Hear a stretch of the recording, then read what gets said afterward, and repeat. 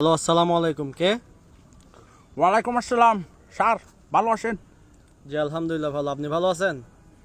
জি sir. Sir আপনি teacher নে? Sir মানে টিচার নে? জি আমি তো টিচার। বলেন। এখানে রাস্তা দিয়ে হেঁটে যাচ্ছিলাম রে, এখানে আপনার নাম্বার পাইছি রে, এখানে কতগুলো পোস্টার দিছেন রে। জি জি আমি পোস্টার দিছিলাম। ওইখানে ওইখানে স্যার লিখা আছে রে, টাপড়ানো হয়। থাপড়ানো হয় মানে বুঝলাম না। আপনার পোস্টার আপনার নাম্বার দিছেন নে, জি ওইখানে লেখা আছে রে ঠাপড়ানো হয়। আমাদের টাপড়ান স্যার। না, ওখানে তো আমি ওরকম কিছু লিখিনি। আমি টাপ্পর কাইতে চাই। আমি দিছিলাম ওখানে মধ্যে পড়ানো হয়। পড়ানো হয় না, এখানে ঠাপড়ানো হয় লেখা আছে রে। ঢাকা টাপ অটোবিন্দ ঢাকা এরকম একটা লেখা আছে রে, তাহলে টাপড়ানো হয়। ওটা কেউ তাহলে লিখে দিছে আর কি, ওটা তো আমি বলতে পারবো না। ওটা আমি তো- লিখে দিচ্ছে রে বলতে আমি লিখছি রে, আমি মিস্টার কাশেমের আমি লিখছি রে, ঠাপড়ানো হয়। মানে মানে আপনার এখানে যেখানে পড়ানো হয় লিখা সেখানে ঠয়কার টা লাগাই দিচ্ছি স্যার। আমি চাকা গিয়ে বাঁকা স্যার, আমি আপনার থেকে টাপ্পর গাইতে চাই। আপনি থাপড়ানো হয় লিখছেন, আবার আমাকেও ফোন দিছেন, মানে এটা বুঝলাম না।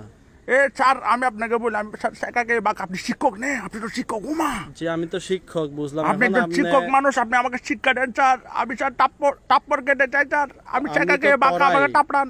আমি তো মানুষদেরকে পড়াই, থাপড়াই না। স্যার আমার ব্রেকআপ স্টোরিটা আপনাকে বলতে চাই। আপনার ব্রেকআপ স্টোরি কেন আমি শুনতে যাবো আজ? না স্যার আপনি শুনেন স্যার, একটা মানুষ কষ্টে আছে স্যার, আপনি টিচার মানুষ, একটু শুনেন প্লিজ। আপনি আমার ওখানে লেখছেন থাপড়ানো চাই, আবার বলছেন। লেখছিতে স্যার, অনেক মনের কষ্ট থেকে লেখছিতে স্যার, আমার ব্রেকআপ স্টোরিটা একবার শুনেন। আচ্ছা দেখি, বলেন কি বলতে চাচ্ছেন। স্যার অনেক আগের একটা ঘটনা, অনেক আগের, অনেক মানে অনেক, প্রায় 3-4 দিন আগে ব্রেকআপ, সেটা আমার তখনের কথা। আচ্ছা আচ্ছা বলেন। স্যার একটা মেয়ের সাথে আমার আজকে প্রায় 2 বছর ধরে সম্পর্ক। হ্যাঁ বলেন। তো স্যার মেয়েটার বিয়ে গেছে স্যার, আচ্ছা অনেক দুঃখিত। বিয়ে গেছে, দুঃখ বিয়ে পেলাম করে তো অনেক এটা জায়গায় শুনে। চলে গেছে। আমি তো চাকা খেয়ে বলেন। বাঁকা স্যার, কিন্তু 2-3 দিন আগে আবার চাকা খাইছি। আগে বুঝছেন? বললেন বিয়ে হয়ে গেছে, আবার বলছেন 2-3 দিন আগে ছাকা খাইছেন, মানে বুঝলাম না। ঘটনা আমি আপনাকে বুঝাই স্যার।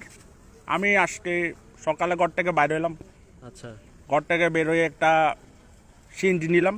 আচ্ছা সিএনজি নিয়ে কাজে দেরি গেছি রে, উমা যে মজার মজার চা পাওয়া যায়, চা খাইতে গেছি।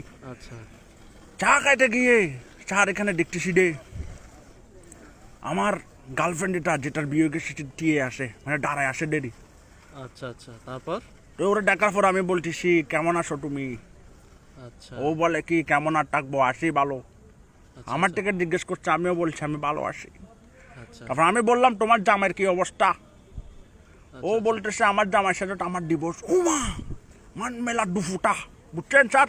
আচ্ছা জামাইয়ের সাথে ডিভোর্স। তো আমি ওরা বললাম কতদিন ধরে ডিভোর্স? বলতেছে প্রায় 1 মাস। তার মানে 2 মাসও 2-3 মাসও কি স্যার সংসার হয় নাই। আচ্ছা ঠিক আছে তারপরে? তারপর আমি ওরা বললাম তোমার জামাইয়ের সাথে তোমার ডিভোর্স, আমি তো তোমাকে এখনো ভালোবাসি, তুমি কি এখনো সিঙ্গেল? আচ্ছা উনি কি বলছে আপনাকে? উনি স্যার আর কি বলবে, ও স্যার সিঙ্গেলকে সিঙ্গেল না জবাবটা দেওয়ার আগে স্যার, আপনি কান্না করতেছেন কেন? বলেন কি বলছে উনি? জবাবটা দেওয়ার আগে স্যার আমার ঘুম ভাঙে গেছে।